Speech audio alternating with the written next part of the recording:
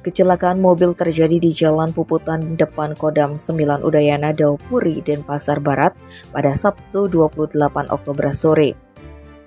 Mobil yang dikendarai seorang remaja berinisial JNG 16 tahun tersebut menabrak pohon hingga terguling. Kejadian ini dibenarkan Kasihhumas Polresta Denpasar, AKP Ketut Sukadi.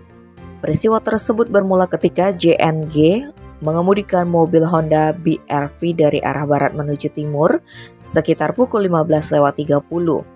Remaja kelahiran Jambi ini waktu itu bersama dengan perempuan berinisial JACH 17 tahun.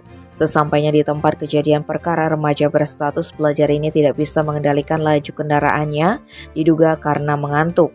Alhasil mobil tersebut oleng ke kiri dan menabrak pohon plum yang ada di pinggir jalan. Sehingga tabrakan tersebut menyebabkan mobil terbalik. Beruntung pemuda dan pemudi yang ada di dalam kendaraan roda 4 itu tak terluka. Hanya saja kecelakaan tunggal ini mengakibatkan mobil ringsek. Kecelakaan tersebut selanjutnya dilaporkan ke Satlantas Polresta Denpasar untuk melakukan olah TKP. Selanjutnya, mobil telah dievakuasi menggunakan truk derek. Tim Bali Express melaporkan.